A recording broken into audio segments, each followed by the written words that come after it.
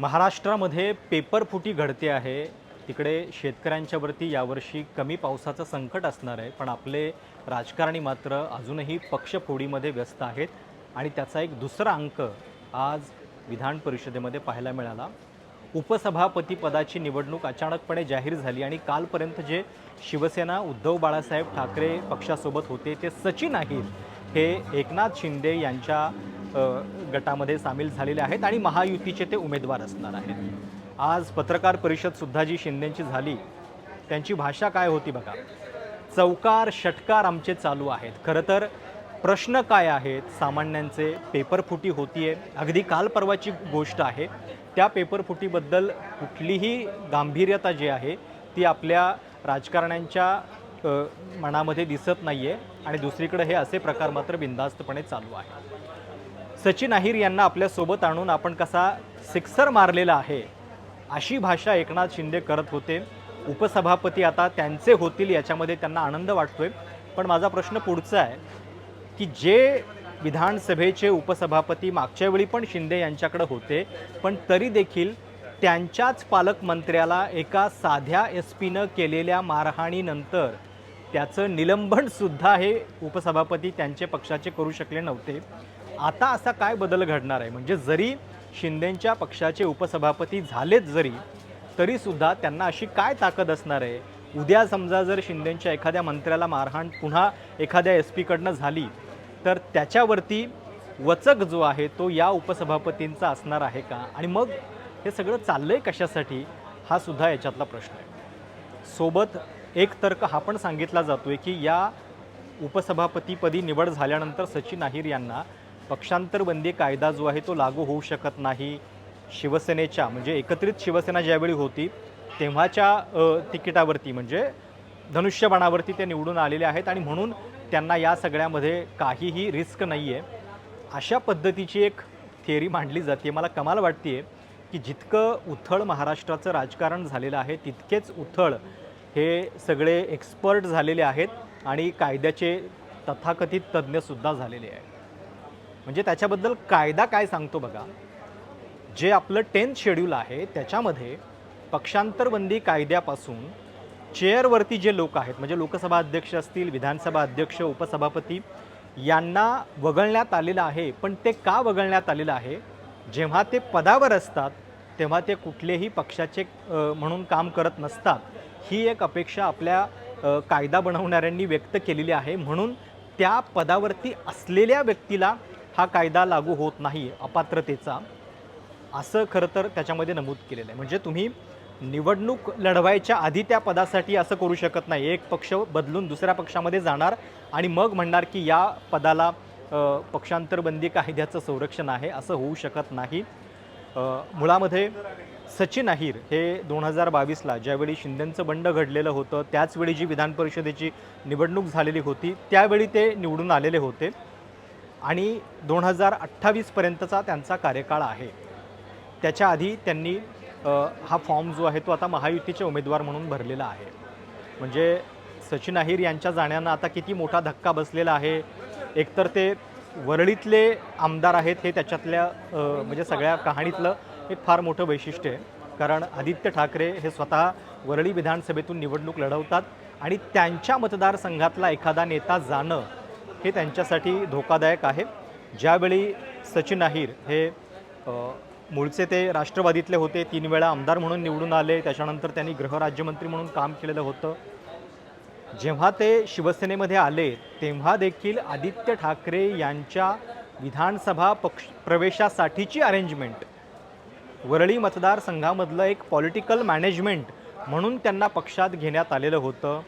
सुनील शिंदे यांनासुद्धा त्याच उद्देशानं खरं तर त्यावेळी विधान परिषद दिली गेलेली होती आणि अहिर यांनासुद्धा 2022मध्ये त्याचसाठी ती देण्यात आलेली होती. कारण ते आदित्य ठाकरे यांच्या मतदारसंघातले नेते होते आणि त्यामुळं आता ते जाणं याचा अर्थ आदित्य ठाकरे यांची वरळी विधानसभेतली गणितं बिघडणार हे उघड आहे.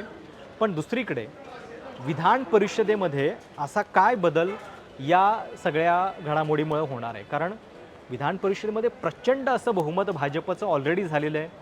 आत्ता ज्या 17 जागांसाठी निवडणुका झाल्या त्याच्यामधल्या जवळपास 13 जागा भाजपनं जिंकलेल्या आहेत आणि अशावेळी केवळ एक उपसभापती आपल्या बाजूला करून एकनाथ शिंदे यांची अशी काय ताकद वाढणार होती. त्यामुळं हे सगळं नेमकं चालू आहे कशासाठी? महाराष्ट्रातलं सरकार जे या जनतेनं निवडून दिलेलं आहे ते काम करण्यासाठी निवडून दिलं आहे. 237 आमदारांचं बहुमत असलेलं हे सरकार आहे.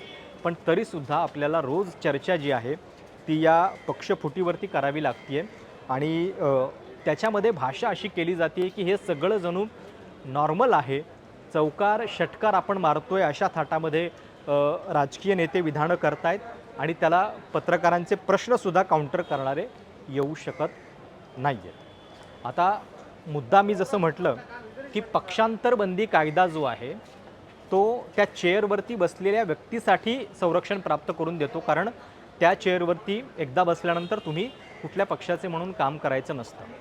सचिन अहिर असं सांगतायत की म्हणजे 2022ला ते एकत्रित शिवसेनेच्या तिकिटावरती निवडून आले, पण मुळात गेल्या 4 वर्षांपासून ते उद्धव बाळासाहेब ठाकरे यांच्या व्यासपीठावरती दिसलेले आहेत. सोबतच विधान परिषदेमध्ये त्या गटाला एक काहीतरी गट म्हणून मान्यता विधान परिषदेत देण्यात आलेली असेल, त्याचे आमदार म्हणून काम करत असताना तुम्ही अचानकपणे विरोधी बाजूच्या पक्षाचे उमेदवार म्हणून कसे काय फॉर्म भरू शकता हा प्रश्न आहे. आता खरं तर या सगळ्यामध्ये कायद्याची इतकी वाट या लोकांनी लावलेली आहे की लोकांना आता त्याच्याबद्दल फारशी आशा राहिलेली नाही आहे.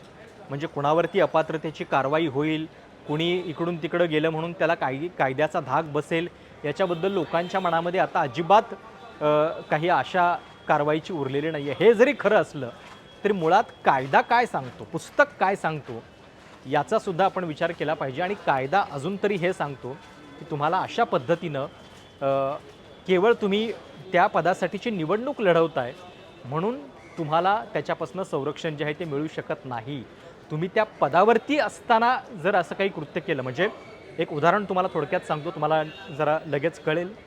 लोकसभेचे अध्यक्ष जेव्हा सोमनाथ चॅटर्जी होते आणि ज्यावेळी 2008मध्ये अणुकराराचा मुद्दा आलेला होता तेव्हा डाव्यांनी त्या मुद्द्यावरती UPA सरकारचा मनमोहन सिंग यांचा पाठिंबा काढून घेतलेला होता आणि त्यांनी सोमनाथ चॅटर्जी यांना पण हे सांगितलेलं होतं की तुम्ही तुमच्या पदाचा राजीनामा द्या. पण त्यावेळी सोमनाथ चॅटर्जी यांनी सांगितलं मी लोकसभा अध्यक्ष आहे आणि मी कुठल्याही पक्षाचा नाही आहे. पण त्यावेळी त्यांच्यावरती अशा पद्धतीनं पक्षांतरबंदी कायदा किंवा पक्षाच्या नियमांचं उल्लंघन केलेलं आहे म्हणून अपात्रतेची कारवाई होऊ शकली नाही. सोमनाथ चॅटर्जी हे कुठल्याच पक्षाचे नसताना देखील ते त्या चेअरवरती राहिले. याचं कारण त्यांना 10th शेड्यूलचं संरक्षण होतं. त्यामुळं संरक्षण त्या पदावरती बसलेल्या व्यक्तीला असतं. तुम्ही पक्ष बदलून त्या पदावरती जाणार आणि मग आम्हाला ते संरक्षण या कायद्यानं दिलेलं आहे असं म्हणू शकत नाही. हा एक मूलभूत फरक जो आहे, जो आपल्या अवतीभोवती आत्ता सध्या ज्या चर्चा चाललेल्या आहेत त्याच्यातनं लक्षात घेतला पाहिजे. सचिन अहिर हे अरुण गवळी यांचे भाचे आहेत. मुंबई राष्ट्रवादीचे ते अध्यक्ष पण राहिलेले आहेत. संजय दिना पाटील यांच्याप्रमाणेच ते पवारांच्या पक्षातनं ठाकरेंच्याकडे आलेले होते. आता सचिन अहिर चाललेले आहेत. जिथं मूळ शिवसैनिकच सोबत राहिलेले नाही आहेत तिथं आता बाहेरनं आलेल्या लोकांचा किती शोक करायचा हा पण विषय आहे. संजय राऊतांनी तर त्याच्याबद्दल एक ट्विट पण करून टाकलं. आम्ही 4 किरणांची आस का धरावी या ओळी त्यांनी तिथे सुरेश भटांच्या सांगितल्या. पण या सगळ्यामध्ये फक्त हा संदेश देण्याचा प्रयत्न केला जातो एकनाथ शिंदे यांच्याकडनं की उद्धव ठाकरे यांचा जो पक्ष आहे तो आम्ही पूर्णपणे खिळखिळा करून टाकणार आणि त्याच्यासाठी हे सगळं चालू आहे. विधान परिषदेच्या उपसभापती असताना नीलम गोरेंच्या बाबतीत सुद्धा हेच झालेलं होतं. नीलम गोरे पदावरती असताना शिंदेंच्याकडे गेल्या, पण त्यांचा पक्षप्रवेश जो आहे तो सुप्रीम कोर्टाच्या निकालानंतर आलेला होता. आता विधान परिषदेमध्ये ठाकरेंचे 5-6च आमदार उरलेले आहेत. त्यापैकी बाकीच्या आमदारांचं नेमकं काय होतं हे सुद्धा आपल्याला बघावं लागेल. पण कायदा तरी हे सांगतो की तुम्हाला केवळ तुम्ही त्या पदाची निवडणूक लढताय म्हणून तुम्हाला त्या कायद्यापासून वाचता येत नाही, अपात्रतेपासून वाचता येत नाही. पक्षांतरबंदी कायद्याबद्दल आता सचिन अहिरांच्या बाबतीत काय भूमिका घेतली जाते, पक्ष त्यांना काय नोटीस पाठवतो हे आपल्याला कळेलच. पण अजून एक एपिसोड पक्षफोडीचा आपण या निमित्तानं बघतोय. तुम्हाला या सगळ्याबद्दल नेमकं काय वाटतं? तुमच्या सूचना आणि प्रतिक्रिया आवर्जून कळवा. चॅनल सबस्क्राईब करायला विसरू नका. धन्यवाद.